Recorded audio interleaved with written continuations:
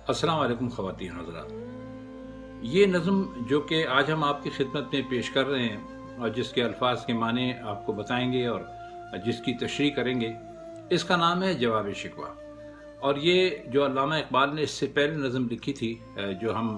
पहले आपकी खिदमत में पेश कर चुके हैं, ये उसका जवाब है। कहते ये हैं कि जब अल्लामा ने ये नज़म शिकवा लिखी तो इसमें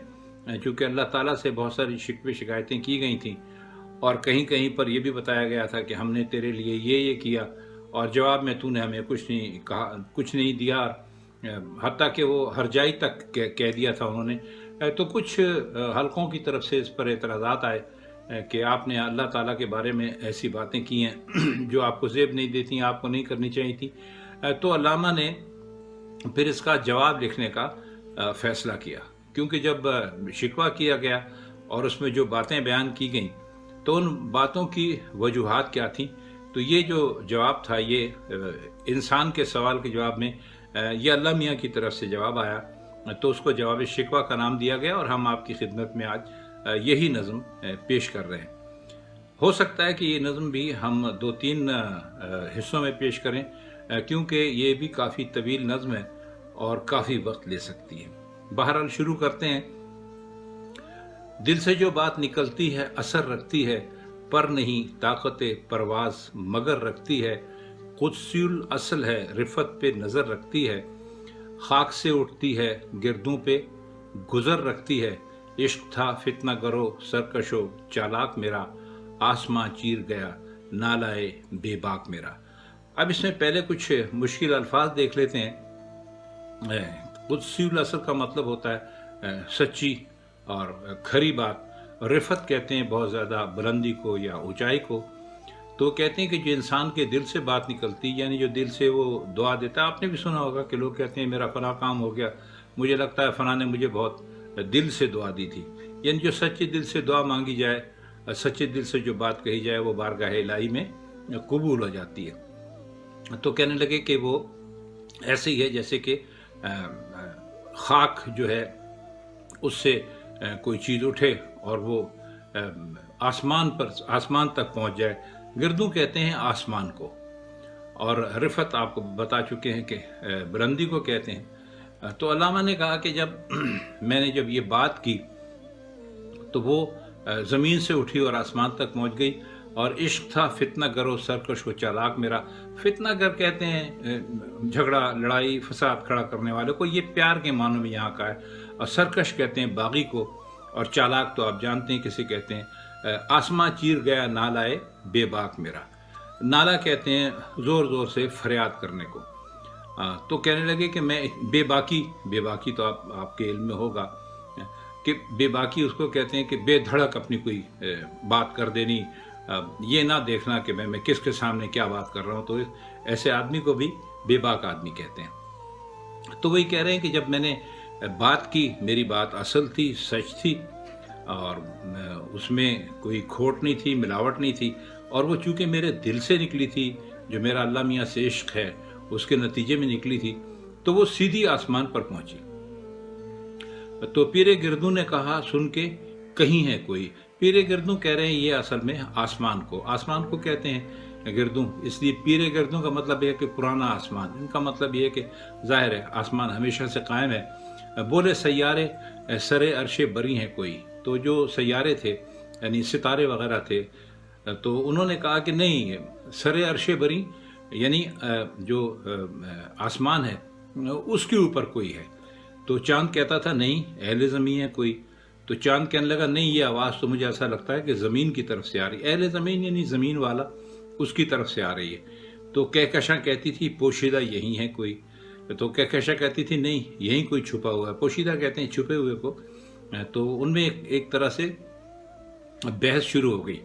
कि ये आवाज़ आ कहाँ से रही है। ये जो ज़मीन का कोई बासी जो है, ये जो नाला और फरियाद कर रहा है और चीख रहा है और शिकायत कर रहा है, तो ये आवाज़ जो है इसका सबब क्या है, यानी इसके आने का मकाम क्या है। तो कुछ जो समझा मेरे शिकवे को तो रिजवान समझा, मुझको जन्नत से निकाला हुआ इंसान समझा। अब ये सब आप लोगों के इल्म में है कि रिजवान वाला जो यहाँ पर हवाला दिया गया वो क्यों दिया गया है। तो कहते ये हैं कि जो جنت کا انچارج ہے، جو جنت کا ذمہ دار ہے، کرتا دھرتا ہے، جو بڑا افسر کہہ لیجئے، وہ ایک فرشتہ ہے اور اس کا نام ہے رضوان۔ تو اس کو چونکہ انسان سے پہلے سے واقفیت تھی، کیونکہ حضرت آدم اور حضرت حوا علیہ السلام جو تھے، وہ جب اللہ میاں نے پیدا کیا تو ان کو شروع میں جنت میں ہی رکھا، اور وہ جنت سے اپنی ایک غلطی کی وجہ سے نکالے گئے اور زمین پر بھیجے گئے۔ وہ قصہ آپ سب جانتے ہیں، اس کو یہاں دہرانے کی ضرورت نہیں ہے، لیکن چونکہ وہ وہاں رہتے رہے تھے تو جو جنت کا فرشتہ تھا انچارج رضوان، وہ ان کو پہلے سے جانتا تھا، تو اس نے فوراً اندازہ کر لیا کہ ہو نہ ہو یہ کوئی انسان ہے۔ تو فرشتوں کو بھی حیرت کہ یہ آواز ہے کیا، عرش والوں پہ بھی کھلتا نہیں یہ راز ہے کیا، تاثر عرش بھی انسان کی تگ و تاز ہے کیا، آ گئی خاک کی چٹکی کو بھی پرواز ہے کیا، غافل آداب سے سکان زمیں کیسے ہیں، شوخ و گستاخ یہ پستی کے مکی کیسے ہیں۔ اب اس میں پہلے ہم کچھ تھوڑے سے جو مشکل الفاظ ہیں ان کے معنی آپ کے لیے کر دیتے ہیں، اور اس کے بعد پھر آگے چلیں گے۔ اس میں ایک تگ و تاز کا مطلب ہوتا ہے پہنچ،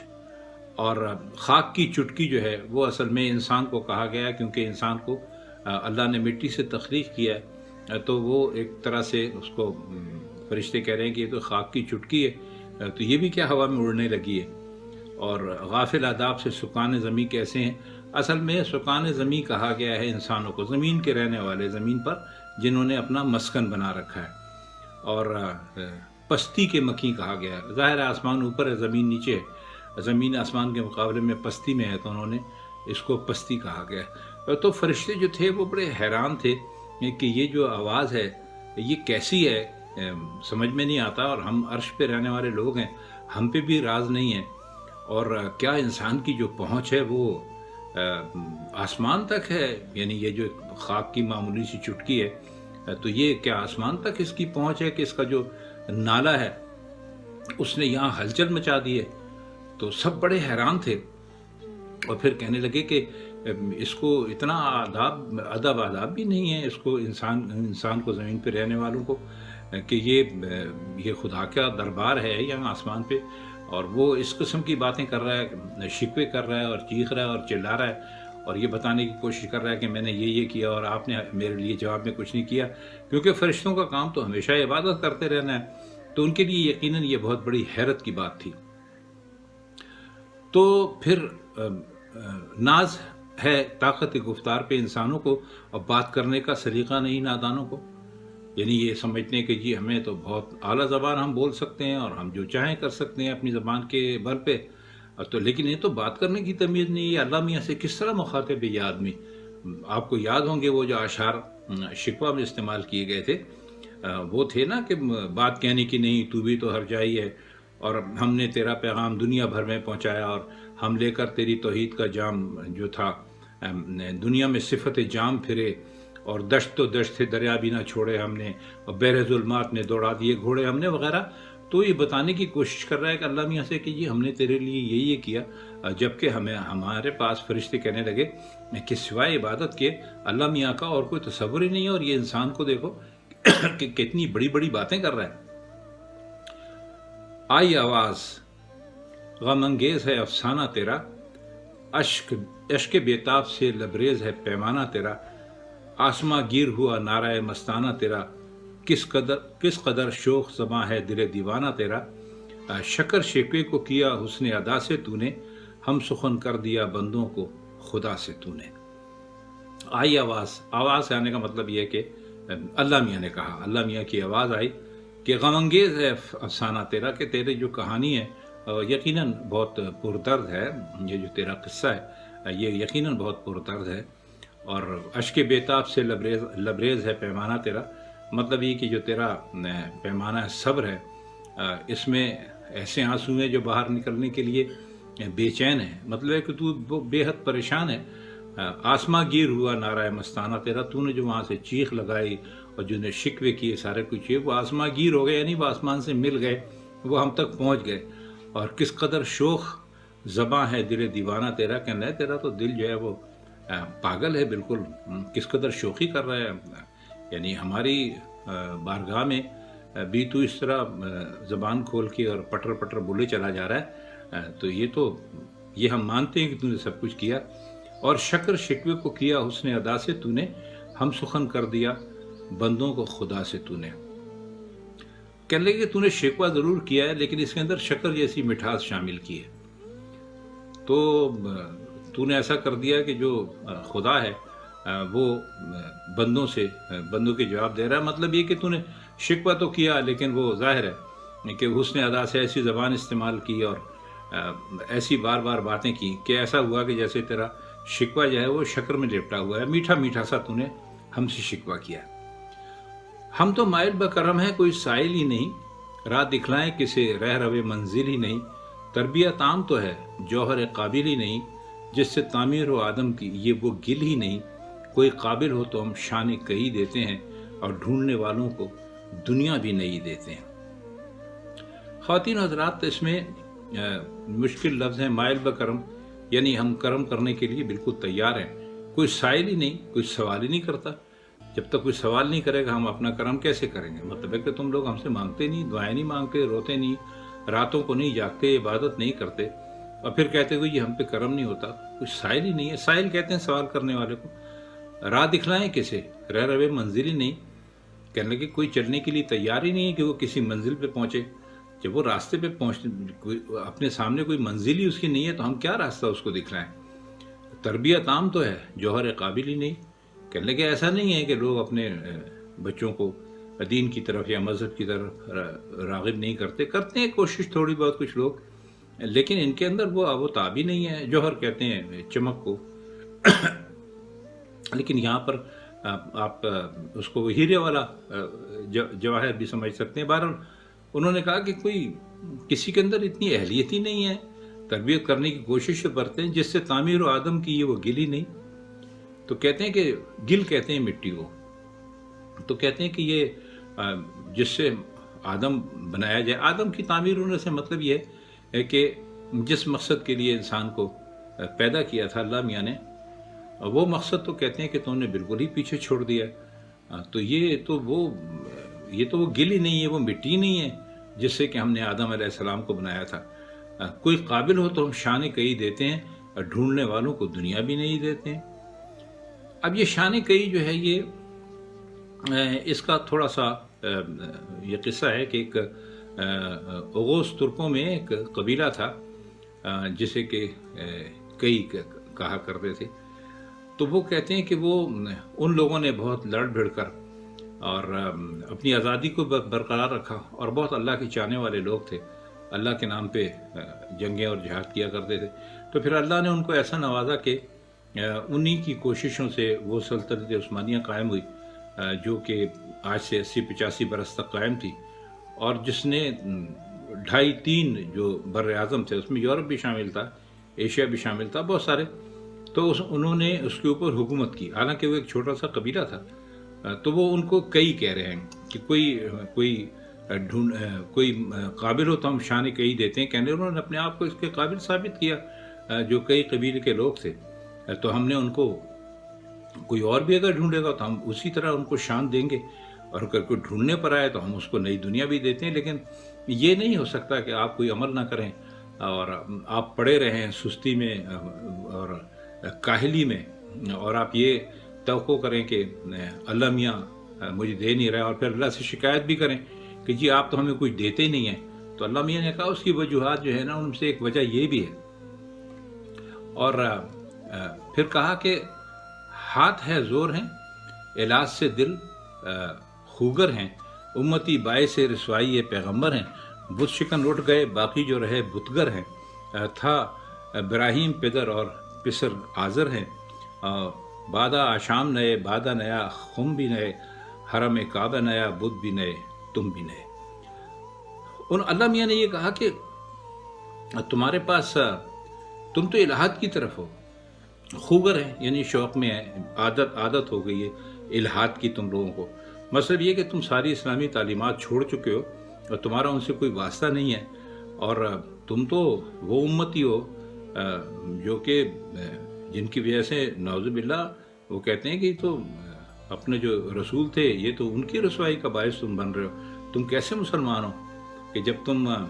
کوئی ایسی الٹی سیدھی حرکت یا حرکات کرتے ہو تو لوگ سیدھا یہ کہتے ہیں کہ جی ان کی شاید تعلیمات ہی ایسی ہوں گی،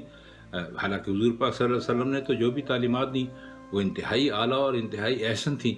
تو کہنے لگے کہ تم، اللہ میاں نے کہا کہ تم تو بالکل ان کے الٹ عمل کرتے ہو، اور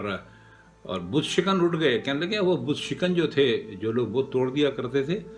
وہ تو گئے، اٹھ گئے، مطلب ہے وہ چلے گئے دنیا سے، اور جو باقی جو رہے بتگر ہیں، اور جو تم میں جو باقی لوگ ہیں وہ تو بت بناتے ہیں خود۔ اب بت بنانے سے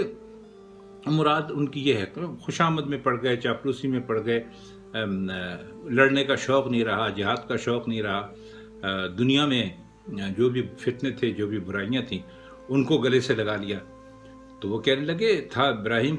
پدر اور پسر آزر ہیں۔ اب اس میں یہ بتایا گیا ہے کہ حضرت ابراہیم علیہ السلام کے جو والد تھے وہ بت بنایا کرتے تھے، آزر ان کو کہتے تھے، اور ابراہیم علیہ السلام جو تھے کہ ظاہر اللہ کے پیغمبر تھے، اللہ پاک کی طرف سے مابعوث کیے گئے تھے، تو وہ بتوں کو توڑ دیا کرتے تھے۔ تو کہنے لگے تمہارا تو ایک عجیب الٹ حساب ہے کہ تم وہاں تو یعنی ابراہیم علیہ السلام بت توڑتے تھے باپ کے، اور تم یہاں پر بالکل وہی تمہارا جو سلسلہ ہے وہی ہے۔ تو بادہ آشام نئے، بادہ نیا، خم بھی نئے، حرم کعبہ نیا، بت بھی نئے، تم بھی نئے۔ کہنے لگے جی تمہارے پاس وہ توحید کی شراب ہی نہیں ہے، اور تم نے تو نئے نئے جام اٹھا لیے ہیں، بڑے نئے نئے جام ہیں تمہارے پاس، اور تم نے تو اپنا کوئی حرم کعبہ بھی کوئی نیا بنا لیا ہے، اور اس میں کوئی نئے بت رکھ لیے ہیں، اور تم بھی ہمارے لیے بالکل نئے ہو، پہلے والے پرانے والے مسلمان تو تم ہو ہی نہیں۔ اور وہ بھی دن تھے کہ یہی مایہ رانائی تھا، نازش موسم گل لالہ صحرائی تھا، جو مسلمان تھا اللہ کا سودائی تھا، کبھی محبوب تمہارا یہی ہرجائی تھا، کسی یکجائی سے اب عہد غلامی کر لو، ملت احمد مرسل کو مقامی کر لو۔ تو وہ کہہ یہ رہے ہیں کہ کبھی ایسے دن تھے کہ یہی مایہ رانائی تھا، یعنی کہ یہی دولت تھی، خوبصورتی کی، اور نازش موسم گل لالہ صحرائی تھا، کہ وہ پھول جو صحرا میں کھلتا ہے اس کی عمر بہت کم ہوتی ہے، تو اس کے لیے کہتے ہیں کہ یہ موسم، یہ ایسا پھول تھا کہ یہ لالہ صحرائی جو تھا یہ ایسا پھول تھا کہ اس پر موسم کو فخر ہوا کرتا تھا، اور جو مسلمان تھا اللہ کا سودائی تھا، یعنی جو بھی مسلمان تھا وہ اللہ کے لیے دیوانہ تھا، اللہ کے لیے کچھ بھی کر گزرنے کو تیار تھا۔ اور پھر وہ طنز کیا، وہ جو شکوہ کیا تھا کہ بات کہنے کی نہیں، تو بھی تو ہرجائی ہے، تو اس کا کہا کہ کبھی محبوب تمہارا یہی ہرجائی تھا۔ اللہ میاں نے کہا کہ جب تم لوگ ایسے تھے، جب تم اللہ کے سودائی تھے، تو اس وقت تم ہمیں کیوں پیارے تھے اور ہم تمہیں کیوں پیارے تھے؟ اس لیے پیارے تھے کہ بھائی اس وقت تم ہمارے سودائی تھے، ہمارا کہا مانتے تھے، ہماری کتاب کے مطابق چلتے تھے، ہمارے بھیجے ہوئے پیغمبر کے احکامات پر عمل کرتے تھے، یعنی بالکل اللہ کے سودائی بنے ہوئے تھے۔ سودائی کہتے ہیں پاگل کو ویسے تو اس معنی میں، لیکن یہاں سودائی کا مطلب ہے کہ ایک غلط اور درست سمجھے بغیر کسی کی دماغ میں ایک سودا سما جائے کہ یہ بالکل ٹھیک کہتا ہے، تو ان کو انہوں نے سودائی کے معنوں میں یہاں پر استعمال کیا۔ اور پھر کہتے ہیں کہ کس قدر گراں تم پہ صبح کی بیداری ہے، ہم سب کا پیار ہے، ہاں نیند تمہیں پیاری ہے۔ تو گراں کا مطلب ہوتا ہے مشکل، اور بیداری کہتے ہیں جاگنے کو، تو کہتے ہیں کہ تمہیں تو صبح کے وقت جاگنا کس قدر تمہیں مشکل لگتا ہے، ہم سے کب پیار ہے، ہاں نیند تمہیں پیاری ہے۔ نماز کا وقت ہو رہا ہوتا ہے، اذان ہو رہی ہوتی ہے صبح کی، مگر تم خواب غفلت میں پڑے ہوتے ہو۔ اگر تمہیں نماز سے پیار ہوتا، یعنی ہم سے پیار ہوتا، تو تم اپنی نیند چھوڑ کے، گرم گرم بستر چھوڑ کے اٹھتے اور مسجد میں جاتے، یا گھر میں صحیح نماز پڑھتے، گرمی سردی کچھ بھی نہ دیکھتے۔ تب آزاد پہ قید رمضاں بھاری ہے، تم ہی کہہ دو یہی آئین وفاداری ہے۔ تب آزاد یعنی تمہاری آزاد طبیعت پہ قید رمضاں بھاری ہے، مطلب ہے تم رمضان میں جو کھانے پینے کی قید لگ جاتی ہے، یعنی جو روزہ رکھنا ہوتا ہے، بھوک پیاس برداشت کرنا ہوتی ہے، تو وہ تو تمہاری طبیعت پہ بہت بھاری ہے۔ تم بالکل اس میں اس کی طرف مائل نہیں ہوتے، اور تم ہی کہہ دو کہ یہ آئین وفاداری ہے، یعنی تم نے ہم سے جو وعدہ کیا تھا وفادار رہنے کا، ظاہر ہے اللہ سے وفادار رہے گا انسان تو وہ سب کچھ کرے گا جو اللہ نے اس کے اوپر فرض کیا ہے، یعنی جو کچھ بھی اللہ کے احکامات ہیں ان کو یقیناً مانے گا۔ تو کہنے لگے کہ وہ نہ تم صبح اٹھ سکتے ہو نماز کے لیے، نہ رمضان میں تم روزے رکھ سکتے ہو، اور تمہیں بہت ہی برا لگتا ہے، نیند سے تمہیں زیادہ پیار ہے، اور جب اس کے نتیجے میں ہم ذرا تمہیں تھوڑا سا کس کے رکھتے ہیں، ہاتھ کھینچ لیتے ہیں، تو تم شور مچانے لگتے ہو کہ جی تو ہر جائی ہے اور ہم نے تیرے لیے یہی کیا اور تو نے ہمارے لیے کچھ بھی نہیں کیا۔ تو وہ کہنے لگے کہ قوم مذہب سے ہے، مذہب جو نہیں تم بھی نہیں، جذب باہم جو نہیں محفل انجم بھی نہیں۔ تو اللہ میاں نے بات بالکل صاف کر دی۔ اللہ میاں نے کہا کہ بھئی تمہاری قوم جو ہے وہ مذہب سے ہے، اور اگر مذہب نہیں ہے تو تمہاری بھی کوئی ہماری نظروں میں اہمیت نہیں ہے۔ تو جذب باہم جو نہیں، یعنی اگر تم ایک دوسرے کے ساتھ یعنی مذہب اور مسلمان اگر ایک دوسرے کے ساتھ وفاداری نہیں کریں گے، نہیں مل کے رہیں گے تو نہیں ہے، اور محفل انجم میں بھی نہیں، محفل انجم بھی نہیں، انجم محفل انجم کا مطلب ہے ستاروں کی محفل۔ تو انہوں نے یہ کہا ہے کہ یہ سارا کچھ ختم ہو جائے گا، کیونکہ انہوں نے شکوہ میں کہا تھا کہ جی ہم سوختہ سامان ہیں اور ہمارا جو ہے وہ گھر اجڑ چکے ہیں اور ہم برباد ہو چکے ہیں اور تجھے کوئی فکر ہی نہیں ہے۔ تو اللہ میاں نے ساری بات صاف کر دی، ان کو صاف صاف بتا دیا کہ بھائی اس کی یہی وجوہات ہیں، ذرا ان کو بھی ذرا دیکھو۔ پھر آگے چل کے بھی اللہ میاں نے ٹھیک ٹھاک کھچائی کی۔ انہوں نے کہا کہ جن کو آتا نہیں دنیا میں کوئی فن تم ہو، نہیں جس قوم کو پروائے نشیمن تم ہو، بجلیاں جس میں ہوں آسودہ وہ خرمن تم ہو، بیچ کھاتے ہیں جو اسلاف کے مدفن تم ہو نکو نام جو قبروں کی تجارت کر کے کیا نہ بیچو گے مل جائیں جو صنم پتھر کے۔ تو انہوں نے ایک دفعہ کہا تھا نا، اپنے شکوے میں کہا تھا کہ جی ہم نے کیا بتگری کا پیشہ اختیار کر لیا ہے جو تو ہم سے اس طرح ناراض ہے کہ ہمارے اوپر تیری جو ہے نا رحمتیں بالکل ہی ہونا ختم ہی ہو گئی ہیں۔ تو اللہ میاں نے کہا کہ تم وہ لوگ ہو جن کے ہاتھ میں کوئی فن نہیں ہے، کوئی ہنر نہیں ہے، نہ تمہارا سائنس میں کوئی نام ہے، نہ ٹیکنالوجی میں کوئی نام ہے، اور تم تو ایسے لوگ ہو کہ اب ہم تمہارے لیے کیا کہیں۔ نہیں جس قوم کو پروائے نشیمن تم ہو، تم تو وہ قوم ہو کہ جس کو نشیمن کہتے ہیں رہائش کو، رہنے کی جگہ کو۔ تو کہنے تم تو وہ قوم ہو کہ جس کو اپنے گھر کی فکر نہیں ہے، بجلیاں جس میں آسودہ وہ خرمن تم ہو، یعنی تم تو ایک ایسا گھر ہو کہ جس کے اندر بجلیوں کو سکون ملتا ہو، مطلب وہاں روز بجلی گرتی ہو جائے، وہ سکون، وہ جگہ جہاں پر بجلی خوب آتی جاتی ہو، تو اس کو یہی سکون جہاں پر ملتا ہو بجلی وہیں گرے گی۔ تو کہتے ہیں تم لوگ تو ایسے لوگ ہو کہ جو خود اپنے گھر پہ بجلیاں گرا کے خوش ہو، اور بیچ کھاتے ہیں جو افلاس کے مدفن تم ہو۔ اب انہوں نے اس کی طرف جو اشارہ کیا ہے، جو پیر پرستی ہے، مزار پرستی ہے، اس کی طرف ہے کہ تم نے قبروں کو تجارت کا ایک ذریعہ بنا کے رکھ لیا، تم تو اس قسم کے لوگ ہو، اور نکو نام جو قبروں کی تجارت کر کے کیا نہ بیچو کہ جو مل جائیں صنم پتھر کے۔ کہنے لگے تم تو قبروں کی تجارت کر کے جو وہ ہو اس میں بدنام ہو، تو اگر تمہیں پتھر کے صنم مل جائیں گے، یعنی پتھر کے بت مل جائیں گے، تو کیا انہیں تم نہیں بیچو گے؟ تمہارا تو کردار ایسا ہے کہ ہر چیز کو تم نے کاروبار، یعنی تم نے مذہب تک کو کاروبار بنا لیا ہے، تو تم کیا ان کو نہیں بیچو گے؟ اللہ میاں نے یہ کہا ان سے۔ اور پھر اللہ میاں نے کہا کہ صفحہ دہر سے باطل کو مٹایا کس نے، نوع انسان کو غلامی سے چھڑایا کس نے، میرے کعبے کو جبینوں سے بسایا کس نے، اور میرے قرآن کو سینوں سے لگایا کس نے، تھے تو آبا وہ تمہارے ہی مگر تم کیا ہو، ہاتھ پر ہاتھ دھرے منتظر فردہ ہو۔ اب اللہ میاں نے ان کو یاد دلایا کہ آپ گلے شکوے تو بہت کر رہے ہیں، لیکن آپ ذرا یہ سوچئے کہ آپ کے بزرگ کیا کرتے رہے۔ انہوں نے کہا کہ صفحہ دہر سے باطل کو مٹایا کس نے، باطل کہتے ہیں جھوٹ، کفر سمجھ لیجیے یہاں پر، اور صفحہ دہر ہم آپ کو پہلے ہی بتا چکے کہ دنیا کے لیے استعمال کیا جاتا ہے، شاعری میں صفحہ دہر کہتے ہیں اس کو۔ تو کیا پوچھ ہی رہے ہیں کہ جی جو دنیا سے جو دہر کا جو صفحہ تھا، جو دنیا تھی، اس سے باطل اور جھوٹ کو کس نے مٹایا؟ اور نوع انسان کو، نوع انسانی قسم، یہ مطلب انسانوں کو غلامی سے کس نے چھڑایا، اور بتوں کی جگہ پر میرے کعبے میں عبادت اور نماز کس نے شروع کی، اور میرے قرآن کو سینوں سے کس نے لگایا۔ قرآن کو سینے سے لگانے سے مطلب صرف یہ نہیں ہے کہ قرآن شریف کو اپنے سینے سے لگا لیا، مطلب یہ ہے کہ اس کے اندر جو تعلیمات تھیں ان کو بھی اپنایا اور ان پر پورا عمل بھی کیا۔ تھے تو آبا وہ تمہارے ہی، مگر تم کیا ہو۔ آبا کہتے ہیں آبا و اجداد کے لیے، یعنی اب جمع ہے باپ، آبا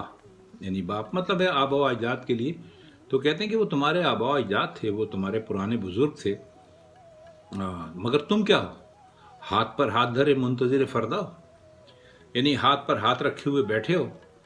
اور منتظر فردہ۔ کل بھی آپ کو بتایا تھا فردہ آنے والے کل کو کہتے ہیں، تو کہنے لگے تم ان کے مقابلے میں کیا ہو، تم تو ہاتھ پر ہاتھ دھرے بیٹھے ہو کہ یہ کچھ ہو جائے گا، اور کل کا انتظار کر رہے ہو کہ کل آئے تو کچھ ہو، تو ہمیں کوئی کامیابی۔ تو انہوں نے کہا ایسے کامیابی نہیں ملتی ہے، آپ کو اس کے لیے کام کرنا پڑے گا، کوئی فن سیکھنا پڑے گا۔ یہ جھوٹ اور مکر اور عیاری اور فریب جس چیز سے آپ اپنا کام چلا رہے ہیں، یہ سب نہیں چلے گا، اور جب آپ اللہ میاں کے مخالف چلیں گے تو اللہ میاں کو اگر آپ بھول جائیں گے تو اللہ میاں بھی آپ کو بھول جائیں گے۔ تو تم کیا ہو، تمہارے تو یہ حالت ہے کہ تم نے تو قبروں کی تجارت شروع کر دی ہے، تو اگر تم تو اتنے گر گئے ہو کہ اگر تمہیں بت جو ہے وہ بنانا پڑ گیا اور ان کو بیچنا پڑ گیا تو تم اس سے بھی پیچھے نہیں ہٹو گے، اور گلا کرتے ہو تم اللہ سے کہ اللہ میاں ہم نے تیرے لیے یہ کام کی اور تو نے جواب میں ہمیں کچھ نہیں دیا۔ تو خواتین حضرات، یہ اس کے چند بند تھے کہ جن کے مشکل الفاظ کی معنی ہم نے آپ کی خدمت میں پیش کیے، اور جن کی کچھ تھوڑی سی تشریح کرنے کی کوشش کی، اور آپ کو بتایا کہ اس میں جو تاریخی حوالے آئے ہیں وہ انہوں نے کیوں دیے ہیں اور اس کا پس منظر کیا تھا۔ تو اس کے ابھی یہ کافی ساری نظم باقی ہے، تو انشاءاللہ اس کے جو باقی بند ہیں ان کی وہ لے کر آپ کی خدمت میں پھر کسی اگلی ویڈیو میں حاضر ہوں گے۔ اگر آپ کو اگر یہ ویڈیو اچھی لگ رہی ہوں تو کم از کم ہمارے چینل کو آپ لائک ضرور کر دیا کریں۔ لائک کرنے میں آپ کا کوئی خرچہ نہیں آتا، اس سے ہماری حوصلہ افزائی ہو جاتی ہے۔ تو پھر انشاءاللہ آپ سے ملاقات ہوتی ہے اسی موضوع پر، جواب شکوہ کے جو نظم ہے وہ چل رہی ہے، اس موضوع پر انشاءاللہ آپ سے پھر ملاقات ہوگی۔ تب تک کے لیے ہم آپ سے اجازت چاہتے ہیں۔ اللہ حافظ۔